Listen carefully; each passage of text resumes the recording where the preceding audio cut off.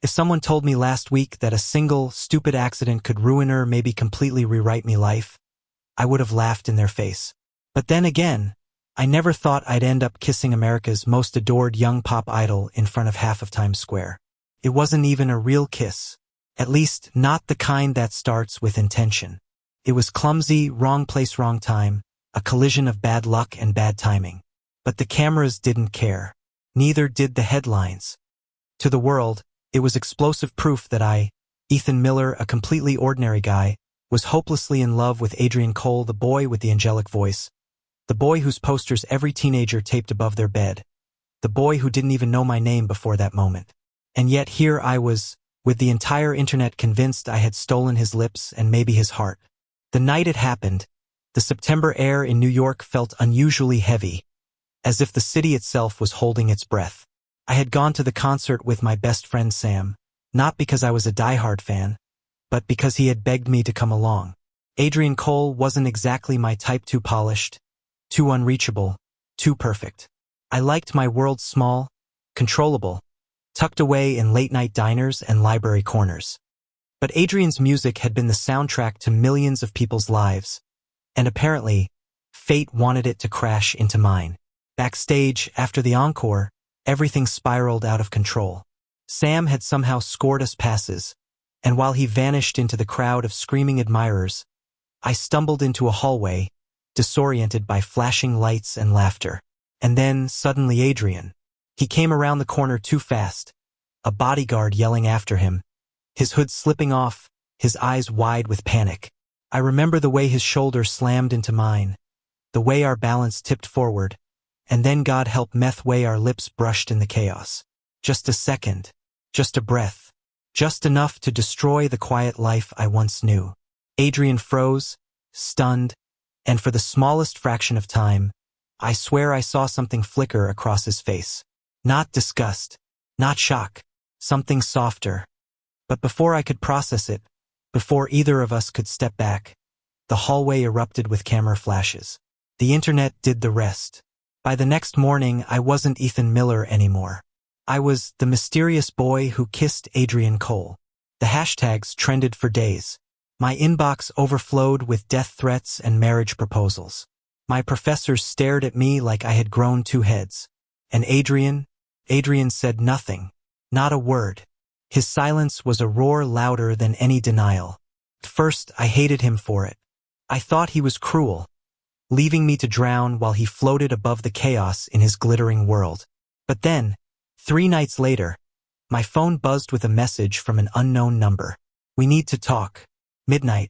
Don't tell anyone." My heart stopped. I told myself not to go. I told myself this was a terrible idea. But when midnight came, I found myself standing under the shadow of the Brooklyn Bridge, the city lights flickering on the water like secrets trying to escape. And there he was, Adrian Cole, hoodie pulled low, hands shoved into his pockets, looking nothing like the idol plastered across every billboard. He looked like a boy tired, cornered, and maybe a little scared. "You shouldn't have come," he said first, his voice low, sharp. "You told me to." I shot back, crossing my arms even though my pulse hammered in my throat. For a long moment he just stared at me. Then he exhaled, running a hand through his hair. "That kiss? It wasn't a kiss," I interrupted too quickly. "It was an accident. Tell that to the millions of people who think otherwise." His eyes met mine, and suddenly I wasn't standing in front of a superstar. I was standing in front of someone trapped, someone who couldn't breathe. "You don't get it, do you? This could ruin everything for me." I wanted to scream that it had already ruined me, that I hadn't been able to walk down the street without whispers, that I was suffocating under a lie neither of us had chosen. But then I saw the desperation in his eyes, the way his voice cracked just slightly and the anger drained out of me. "What do you want from me?" I asked softly. His shoulders tensed, like he wasn't used to people asking, like the weight of the world had taught him not to answer honestly. And then, almost too quietly to hear, "Help me. Just stay quiet. Pretend. Until this blows over." There it was. The deal. The lifeline wrapped in chains. I should have walked away. I should have told him I wasn't his shield, his scapegoat. But something in the way he looked at me, fragile, human, nothing like the star the world worshipped, pulled me in. Against every rational bone in my body, I nodded. Fine. But you owe me. And that was the beginning of the lie that would consume us both. What I didn't know then was that somewhere in the mess of pretending, somewhere between staged smiles and stolen glances, the line between accident and intention would blur. And that a kiss I never meant to give would become the only thing I couldn't live without. I never thought lies could start to feel like the truth. Yet, weeks passed, and the arrangement that was supposed to be temporary wove itself into the fabric of my life. Adrian and I played our parts, two young men tangled in a rumor too big to escape. Sometimes it meant walking out of a cafe together just long enough for the cameras to snap their proof. Sometimes it meant his hand brushing mine in public, a gesture rehearsed but strangely electric. And sometimes it meant late nights in his apartment, the city asleep, when the silence stretched too long and I started to wonder what was real and what wasn't. The world believed we were in love. The problem was, I was beginning to believe it too.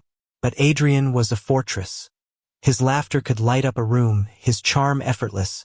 But the second he thought I was looking too closely, the shutters slammed down. I didn't know what he feared more, being found out, or being seen for who he truly was. And then came the night everything shattered. It was a charity gala, a glittering event where Adrian was expected to perform. I had been roped into attending, his plus one, though neither of us had admitted aloud how strange that sounded. The ballroom dripped with chandeliers, tuxedos, and the kind of wealth I couldn't even imagine touching. But when Adrian walked on stage, the applause wasn't what it used to be. Whispers had been spreading, rumors that his team was hiding something, that his image was crumbling. And then, just as he lifted the mic, someone shouted from the crowd, "Tell us the truth about your boyfriend." The word hit me like a slap. Boyfriend. The room erupted with laughter, gasps, the flash of phones. Adrian froze, his fingers tightening around the mic stand. And for the first time, I saw him falter, not the polished performer, not the unshakable star. Just a boy caught in the storm. I wanted to disappear. I wanted to vanish so he could be free of me, free of this mess. But then his eyes found mine across the crowd. Wide, desperate, searching. And in that moment I understood. He wasn't asking for escape. He was asking for me. I don't remember moving. One second I was seated at the back, the next I was standing at the edge of the stage, climbing up beside him. The crowd roared, some cheering, some booing, all of them hungry for a scene. Adrian's breath hitched. "Ethan, don't," but I stepped closer, close enough for the whole world to see. My voice shook, but I forced the words out. "Believe what you want. Call it a scandal, call it a lie. But I'm not ashamed of him. Not anymore." For a heartbeat, silence blanketed the room. And then, slowly, Adrian lowered the mic. His hand found mine, real, not staged, not rehearsed, and for once he didn't let go. The next few days were a hurricane. Headlines exploded. Half the world called me a fraud, the other half called me brave. Adrian's management was furious, threatening, panicked. But through it all, Adrian stayed by my side. He didn't run. He didn't deny. And one night, when the chaos reached its peak, he showed up at my apartment, soaked from the rain, eyes raw from crying. "I can't do this anymore," he whispered the second I opened the door. My chest clenched. "Do what? Pretend." "No," his voice broke. "Hide." The words fell between us, heavy and liberating all at once. He stepped closer, rain dripping from his hair, his hoodie clinging to his skin. "I've spent my whole life being what everyone else wanted me to be. Perfect, straight, untouchable. But with you, Ethan," his voice wavered, fragile. "With you I feel real, and I don't want to lose that, no matter the cost." I should have been terrified. The world outside hated us, or at least wanted to tear us apart. But in that moment, all I could feel was the warmth of his hand against mine, the truth pulsing in his words. So I kissed him. Not an accident. Not a mistake. A kiss that tasted like defiance, like hope, like something that finally belonged to us. From there, life didn't magically become easy. The backlash was brutal, the paparazzi relentless. My quiet existence was gone forever. But so was the lie. Adrian took control of his story. He went on national television, looked straight into the camera and said, "I'm not ashamed of who I am, and I'm not ashamed of who I love." It was chaos. It was war. But it was also freedom. Months later, on a quiet morning in Central Park, I watched him laugh as he fed a squirrel from his palm. His hoodie pulled low, his fame momentarily invisible. He turned to me, his smile soft, unguarded. "You know," he teased, "if you hadn't crashed into me that night, none of this would have happened." I rolled my eyes. "Yeah, and maybe I'd still have a normal life. Do you regret it?" His tone was playful, but his eyes searched mine for something deeper.